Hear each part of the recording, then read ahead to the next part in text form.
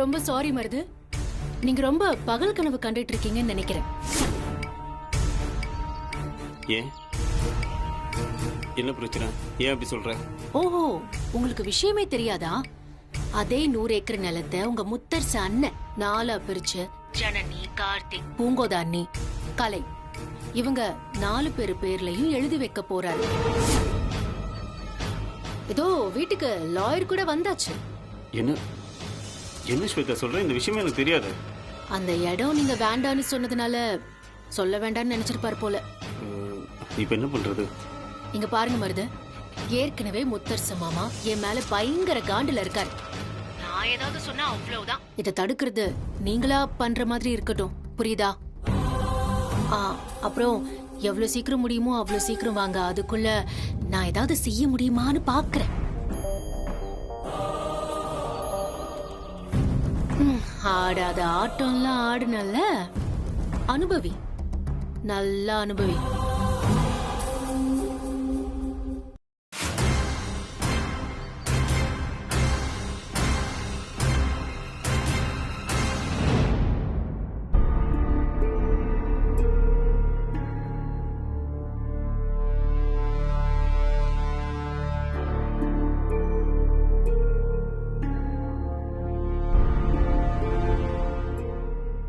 Sir, அப்போ இந்த பத்திரத்தில் இருக்கிறத படிச்சு காட்டிடலாமா?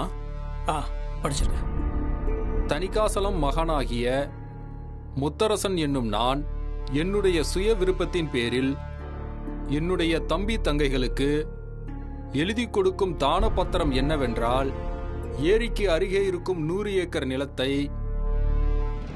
ஸ்வேதா, நீ அமைதியா வேடிக்கை பார்த்துட்டு இருக்க, இப்படி நடக்க விட மாட்டியே.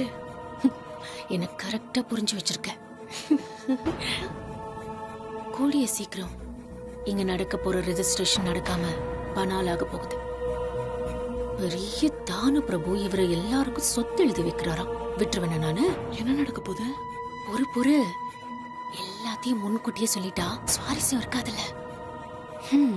வெயிட் பண்ணுங்க. ஓகேவா? 4 பேருக்கு இதில் ஏதாவது சந்தேகங்கள் இருக்கா?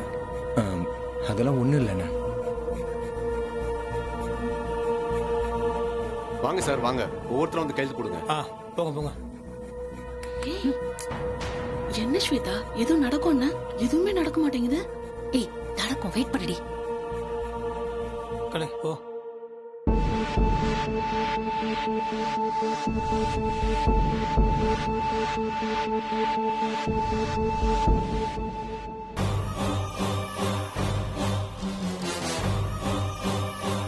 கலை,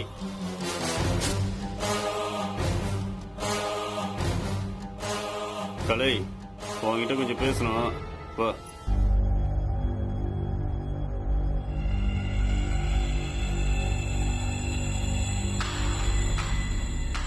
மருது, அந்த 100 ஏக்கராவை 4 பேருக்கா பிரிச்சு எழுதியிருக்கு. ரெஜிஸ்ட்ரேஷன் நடந்துட்டு இருக்கு, கையெழுத்து போட்டுருக்கு. சரி, நான் அவர்கிட்ட ஒரு முக்கியமான விஷயம் பேசணும். பேசிட்டு வந்து கையெழுத்து போடட்டும். வா.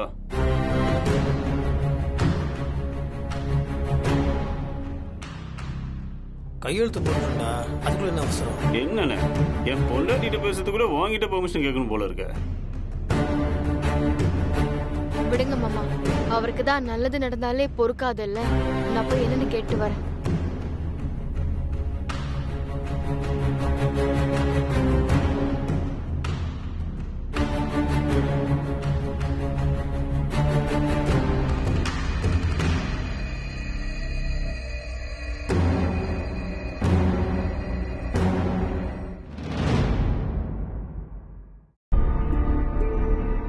இத பாருங்க, மொத்த பேரும் அங்க வெயிட் பண்ணிட்டு இருக்காங்க. என்ன விஷயம்னு சீக்கிரம் சொல்லுங்க. ஒரு முக்கியமான விஷயம் பேசணும், அதான். பேசலாம். எல்லாரையும் வெயிட் பண்ண வச்சுட்டு பேசணுங்கிற அவசியம் இல்லைல்ல. கொஞ்சம் டைம் கொடுத்தீங்கன்னா அதை முடிச்சுட்டு வந்துடுவேன். அந்த ரெஜிஸ்ட்ரேஷனே நடக்க கூடாதுன்னு தான் நான் உன்னை இங்க கூட்டிட்டு வந்திருக்கேன். என்னது? ரெஜிஸ்ட்ரேஷன் நடக்க கூடாதா? என்ன உளறீங்களா? நான் ஒன்னும் வளரல. அது என்னதாங்க வேணும் உங்களுக்கு? வாயை விட்டு சொல்லி தொலைங்க. சும்மா பேசிட்டே இருக்க. சும்மா 9 அண்ணன் எனக்கு தரதா சொன்ன அந்த 100 ஏக்கர் நிலம் திரும்ப எனக்கு வேணும். முழுசா அந்த இடம் எனக்கு வேணும். போய் அந்த ரெஜிஸ்ட்ரேஷன் ப்ராசஸ் எல்லாம் நிறுத்த சொல்லு. இல்ல என்ன நினைச்சிட்டு இருக்கீங்க உங்க மனசுல? நீங்க வேண்டான்னு தூக்கி எறிஞ்சிட்டு போவீங்க, அப்ப எல்லாரும் பேசாம இருக்கணும். திடீர்னு வந்து ரெஜிஸ்ட்ரேஷனை நிறுத்த சொல்ல இடம் எனக்கு வேணும்னு சொல்லுவீங்க. இல்ல யார சொல்லி நீங்க இப்படி எல்லாம் ஆடிட்டு இருக்கீங்க? ஏய், என்ன நீ முத்தரசு மாதிரியே பேசிட்டு இருக்க? ஏன் எனக்கு சுய பத்தியே இல்லையா? அதான் இல்லையே, இருந்தாதான் தெரியுமே, அதனாலதான் பேசிட்டு இருக்கேன். வேணாண்டி, அப்புறம் நடக்கிறதே வேற. நீ இப்போ என்கிட்ட அரை வாங்கிட்டு தான் போறேன்னு நினைக்கிறேன். பின்ன என்ன, அந்த இடத்த தரேன்னு சொன்னப்ப மாமாவை இலக்காரமா எடுத்தெறிஞ்சு பேசுனீங்க. அதெல்லாம் எல்லாரும் மறந்துடுவாங்கன்னு நினைச்சீங்களா? எனக்கு இவ்ளோ கோவம் இருக்கிறப்ப மத்தவங்க எப்படி உங்களை இந்த விஷயத்துல மன்னிப்பாங்க? அதுவும் இந்த மாதிரி ஒரு நெருக்கடியான நேரத்துல முத்தரசு மாமா கிட்ட என்னாலாம் சொல்ல முடியாதுங்க. உன் புருஷன்டினா எனக்காக நீ இதை கேட்டுதான் ஆகணும். பொண்டாட்டிங்கிற நினைப்பு உங்களுக்கும் இருந்திருந்தா எனக்கும் புருஷங்கிற நினைப்பு இருந்திருக்கும். அது அறவே இல்லாத சந்தர்ப்பவாதி கிட்ட நான் என்னத்த பேசுறது? என்னாலலாம் போய் ரெஜிஸ்ட்ரேஷனை நிறுத்த சொல்ல முடியாது. உங்க அண்ணன் தானே, நீங்க போய் சொல்லிக்கோங்க.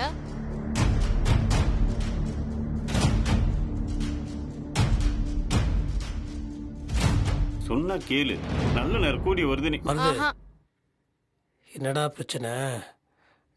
டைம் ஆயிடுச்சுடா, எல்லாம் வெயிட் பண்ணிட்டு இருக்காங்க, கையெழுத்து போடணும்டா. கலை நீ வாமா. மாமா பிரச்சனையா அங்கதான். என்னன்னு நீங்களே கேளுங்க. சொல்லு என்ன?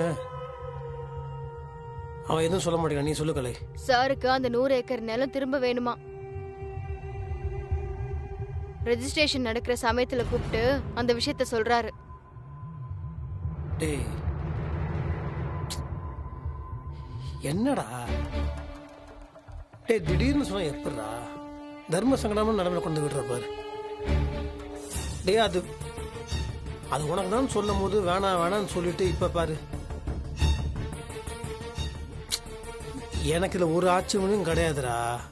நீ வேணான்னு சொன்னதுக்கு அப்புறம் அதை 4 பங்கா பிரிக்கலான்னு நான் எல்லாருக்கிட்டையும் சொல்லிட்டேன். ரெஜிஸ்ட்ரேஷன் வரைக்கும் வந்துருச்சுடா. இந்த நேரத்தில் போய் நான் சரி, எனக்கு ஒன்றும் இல்லைடா. உனக்கு என்ன தோணுதோ அதை நீயே வந்து சொல்லு.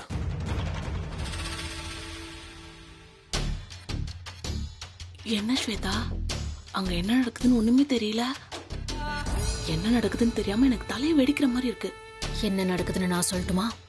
முத்தரசு மாமா கண்டிப்பா அந்த இடத்த மருதுவுக்கு கொடுக்கறதுக்கு ஒத்துட்டு இருப்பாரு. அது நடக்கதான் போகுது. ஆ, மருது இந்த பிரச்சனையில ஜெயிக்க தான் போறாரு. சூப்பர். அப்ப 100 ஏக்கர்னாலும் திரும்பவும் மருதனனுக்கே வரப்போகுதா? ஆஹா, நினைக்கவே நல்லா இருக்கே. உனக்கு என்ன நல்லா இருக்கு? 1000 தான் இருந்தாலும் என்னோட முன்னாள் பாஸ் தானே. அவர்கிட்ட PF கிராஜுவேட்டின்னு ஏதாவது வாங்க பாப்பேன். அதான்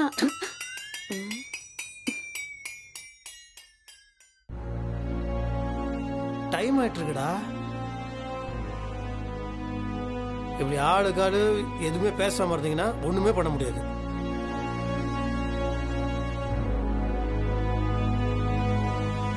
ரெண்டு பேரும் நீங்க இப்படியே நின்றுட்டு இருந்தீங்கன்னா அப்புறம் என்ன? டைம் வேஸ்ட் ஆயிட்டு இருக்கு. நானே போய் பேசுறேன்.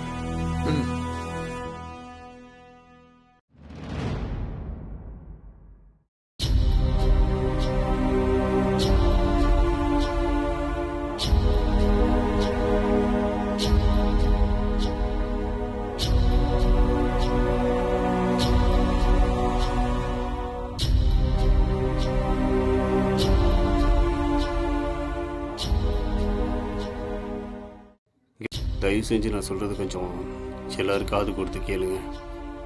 எனக்கு ஒரு மிகப்பெரிய வாய்ப்பு ஒன்று வந்திருக்கு. ஏற்கனவே முத்தரசன் எனக்கு தரேன்னு சொன்ன 100 ஏக்கர் நிலத்தை நான் வேணான்னு சொன்னது எவ்வளோ பெரிய தப்புன்னு நான் இப்போ உணர்றேன். அந்த இடம் மட்டும் என் கையில் இருந்தால் அந்த இடத்த மொத்தமாக வாங்கிறதுக்கு ஒரு பார்ட்டி ரெடியாக இருக்கு. இப்படி ஒரு வாய்ப்பு திரும்ப எனக்கு கிடைக்கவே கிடைக்காது.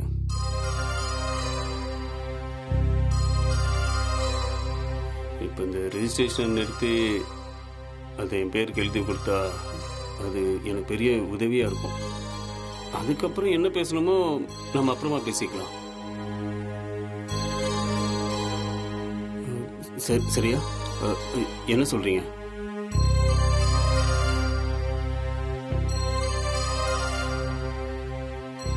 இங்க பாருங்க, நான் முதல்ல ஒரு தொழில் ஆரம்பிக்கிறப்ப என் தம்பி தங்கச்சிக்கு உங்க கையை எதிர்பார்த்து நிற்கிறேன். உங்களால முடிஞ்ச உதவிகளை செய்வீங்கன்னு நம்புறேன். செய்வீங்களா?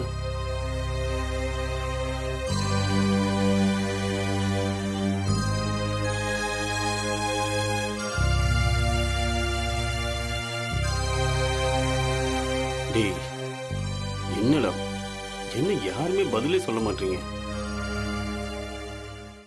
என்னண்ணா என்ன பதில் சொல்லணும்னு எதிர்பார்க்கிற? முத்தரசனை வலுவுல வந்து அந்த நிலத்தை கொடுக்கறேன்னு சொன்னப்ப அவரை எவ்வளவு அவமானப்படுத்தி அது கட்டாந்தர உன்னத்துக்கு ஆகாத நிலத்தை கொடுத்து என்னை ஏமாத்த பாக்குறியா? ஊருக்குள்ள நல்ல பேர் எடுக்கிறதுக்கு இப்படி ஒரு நாடகமான்னு பேசினல்ல. அவரோட நல்ல நோக்கத்தை புரிஞ்சுக்கவே இல்லைல்ல. ஆனா இன்னொரு விஷயம் தெரியுமா? அந்த நிலத்தை உனக்கு கொடுக்கறதுக்கு முத்தரசனை கேள்வி கேட்க தேவையே இல்லை. ஏன்னா அது முழுக்க முழுக்க அவரோட சம்பாத்தியத்துல வாங்கினது. ஆனா அந்த நேரத்துல கூட எங்களெல்லாம் கூப்பிட்டு மருதுக்கு அப்படி கொடுக்கலான் இருக்கேன், உங்களுக்கு எல்லாம் சம்மதமான்னு கேட்டாரு.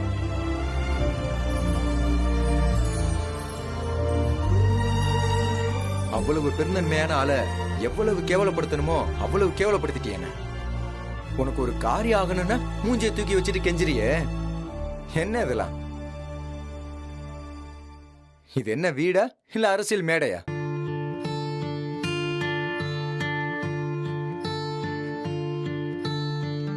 நான் தப்பு தான் பண்ணிட்டேன். அது எல்லாத்தையும் உணர்ந்துதான் நான் இப்ப இவ்வளவு தூரம் பேசுறேன். இங்க பாரு, இந்த இடம் மட்டும் எனக்கு கிடைச்சதுன்னு வச்சுக்கேன், அது எனக்கு ரொம்ப பெரிய உதவியா இருக்கும்டா. யாருக்கு உதவியா இருக்கும்? உங்களுக்கு தானே.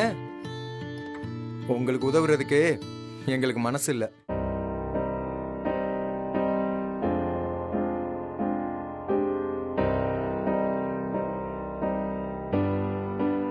எப்ப நீங்க முத்தரசனை எடுத்தறிஞ்சு பேசுனீங்களோ அதுக்கப்புறமும் எங்ககிட்ட உதவின்னு வந்து கேட்காதீங்க. ஜனனி, என் முடிவை சொல்லிட்டேன், நீ உன் முடிவை சொல்லிட்டு வா. கார்த்தி சொல்றதுல எனக்கு முழு உடன்பாடு. நிலத்தை விக்கிறதுல எனக்கு கொஞ்சம் கூட விருப்பம் இல்ல. சாரிண்ணே. சரி வா. டேய் இருடா மாமா, நீங்களா கொஞ்சம் சொல்லுங்க மாமா. நடந்த விஷயத்தெல்லாம் நானும் கேள்விப்பட்டேன். எனக்கும் இதுல விருப்பம் இல்லை மாப்பிள்ள. பூங்கோதை மட்டும் இருந்திருந்தா இப்படிலாம் நடந்திருக்குமா? பூங்கோதை இருந்திருந்தா என்ன பண்ணிருப்பான்னு தெரியாது. ஆனா எனக்கு இந்த விஷயத்துல சுத்தமா உடன்பாடு இல்லை. என்ன மன்னிச்சிருங்க மாப்பிள்ள. மாமா ஒன்று சொல்றேன், அந்த இடத்துக்கு 50 கோடி ரூபா தரேன்னு சொல்றாங்க. அவங்க மிகப்பெரிய பார்ட்டி, காசு கணக்கு பார்க்காம தூக்கி எறிவாங்க. இங்க பாருங்க, உங்க 3 பேருக்கு ஆளாளுக்கு 10 கோடி ரூபா தரேன். மீதி அந்த கமிஷனோட சேர்த்து நான் எடுத்துக்கிறேன். கத்தி, நீ எவ்வளவு நாளா படம் எடுக்கணும்னு ஆசையோட இருந்த. எந்த ப்ரொடியூசராவது உனக்கு உதவ முன் வந்தாங்களா? இப்ப நீயே சொந்த படம் எடுக்கலாம்டா. டேய் 10 கோடிடா, யோசிச்சு பாரு. டேய் 2-3 படம் கூட எடுக்கலாம்டா. அதே மாதிரி ஆனா இந்த பணத்தை வச்சு உங்களுக்கு போகுவதுக்கு ஒரு பெரிய பங்களாவே கட்டிக்கலாம். யோசிச்சு பாருங்க. ஜனனி, இங்க பாரு, நீ கௌதம் கூட யாருமே எதிர்பார்த்து நிக்க வேண்டியதில்லை. மாப்பிள்ளைக்கு ஏதாவது நல்ல பிசினஸ் வச்சு கொடுக்கலாம்ல.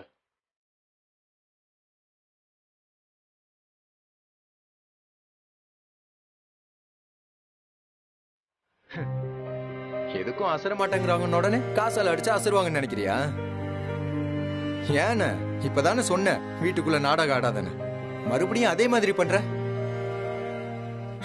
பணத்தை போட்டவனே பொறுக்கிட்டு போறதுக்கு நாங்க ஒண்ணும் நீ நினைக்கிற மாதிரி கேவலமான ஆளுங்க இல்லைண்ணா.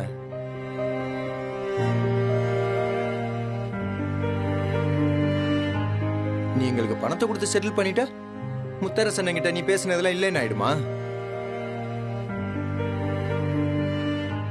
வேணாண்ணா, திருப்பி திருப்பி ஏதாவது பேசி எங்களை காயப்படுத்தாத. நாங்க இதுக்கு ஒத்துக்கவே முடியாது. இவ்வளவு கட் அண்ட் ரைட்டா பேசுறதுக்கு எங்களை மன்னிச்சிரு. ஆனா ஒண்ணு மட்டும் சொல்றேன்னு, எங்களெல்லாம் இப்படி பேச வச்சதே நீதான். நாம நிக்க நிக்க ஏதாவது பேசிக்கிட்டே இருப்பாரு. வா ஜனனி. டேய் ஒரு நிமிஷம். உங்களுக்குலாம் என்ன, நான் கலை கூட சேர்ந்து சந்தோஷமா வாழணும் அதானே ஆசை. முத்தண்ணனுக்கு அதானே ஆசை.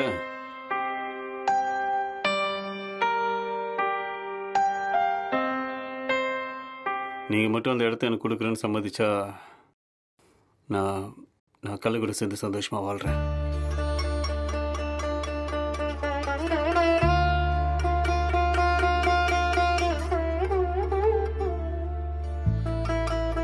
அண்ணே, இந்த விஷயத்துல எல்லாம் விளையாடுதானே, வேண்டாம். விளையாடுறா ஜனனி, நான் மாறிட்டேன், நிஜமாக தான் சொல்கிறேன். நான் கலை கூட சேர்ந்து சந்தோஷமாக வாழுவேன். ஆனா இதெல்லாம் எங்களால நம்ப முடியாது. என்ன எங்களுக்கே லஞ்சம் கொடுக்க பாக்குறியா? காரியம் முடிஞ்ச உடனே நீ கழட்டி விட மாட்டேன்னு என்ன நிச்சயம்? என்னடா என்னடா நான் என்ன சொல்ல நம்ப மாட்டேங்க. ஏன்னா நான் கடைசி வரை கெட்டவனாவே இருக்கணுமா? டேய், உங்களுக்கெல்லாம் என்ன சொல்லி நம்ப வைக்குது எனக்கு ஒண்ணுமே.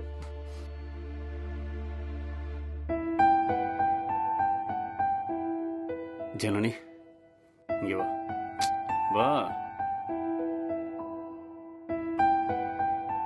உங்க 2 பேர் தலையிலும் சத்தியம் பண்ணி சொல்றேன்.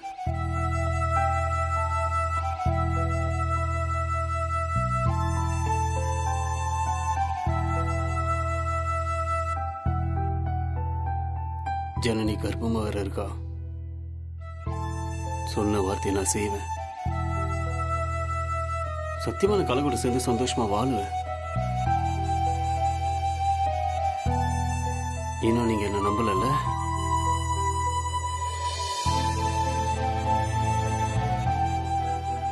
மாமா, உங்களை விட்டு எனக்கு வேற யாரு இருக்கா? மாமா மாமா, நான் கலை கூட சேர்ந்து சந்தோஷமா வாழுவேன் மாமா. என்ன நம்புங்க மாமா. நீங்க கொஞ்சம் எடுத்து சொல்லுங்க மாமா. கார்த்தி,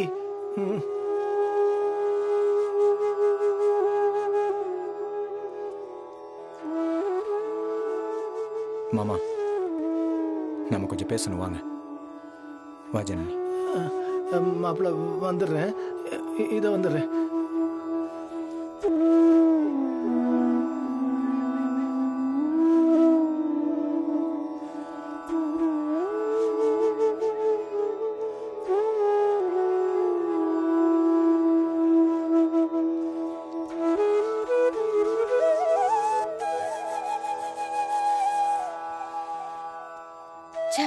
கேக்குறதுக்கு அப்படியே உடம்பெல்லாம் கூசுது மாமா.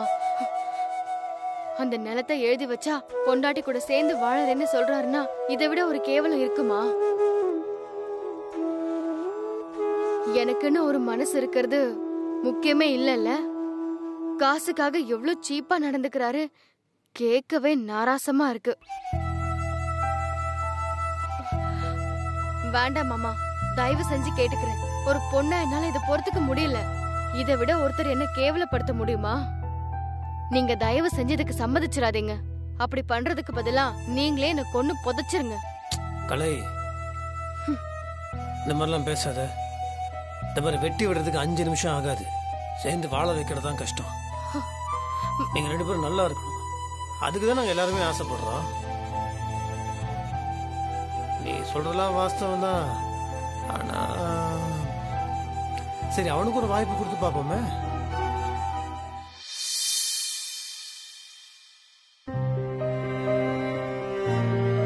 இல்ல அண்ணான் திருந்துறேன்னு சொல்றான்ல, ஒருவேளை நிஜமாவே திருந்திட்டானா? ஒரு வாய்ப்பு கொடுப்போம். நீங்க 2 பேரும் சந்தோஷமா இருக்கணும். அவன் என் தம்பி, அதுக்காக நான் சப்போர்ட் பண்ணி பேசுறேன்னு நினைக்காத. நீ நல்லா இருக்கணும், உன் வாழ்க்கை நல்லா இருக்கணும். சரி, விட்டு தான் பிடிப்போமே. அவன் ஆசைப்படுறபடி அந்த சொத்து வித்து அந்த பணத்தை வச்சு அவன் என்ன பண்ணுமோ அதை பண்ணிட்டு போட்டோமே. எல்லாரும் நல்லா இருக்கணும். அதனால எல்லாத்துக்கும் ஒரு நல்ல ஆரம்பமா இது இருக்க போகுதுன்னா அது இருந்துட்டு போட்டோமே. இந்த மாதிரி இந்த ஈகோ எல்லாம் வேண்டாம். அதெல்லாம் அப்படி தூக்கி போடு. கலை கலை இல்ல மாமா, இங்க பாரு கலை, சொன்னா கேட்கணும். முத்து மாமா இவ்ளோ சொல்லுது, அப்புறம் உனக்கும் மருது மாமாக்கும் என்ன வித்தியாசம்? ஏற்கனவே அவருக்கு கொடுக்கலான்னு முடிவு பண்ண இடம் தானே. இப்ப எதுக்கு நீ வேண்டான்னு அடம் பிடிச்சிட்டு இருக்க? அண்ணி, ஆமா அண்ணி, எங்களுக்கு எந்த விதமான வருத்தமும் கிடையாது. நீங்க சேர்ந்து இருக்கிறதா இருந்தா அதை விட சந்தோஷம் எங்களுக்கு என்ன இருக்கு? இது பாருமா கலை, உன் எதிர்காலம் ரொம்ப ரொம்ப முக்கியம். இந்த இடத்துல நீ பிடிவாதெல்லாம் பிடிக்க கூடாதுமா. ஆமா நீ, எனக்கும் இந்த ஏற்பாடுல பரிபூர்ண சம்மதம். மௌனம் சம்மதம்னு அர்த்தம். மாமா, உடனே பேசி ஆக வேண்டிய வேலையை பாருங்க.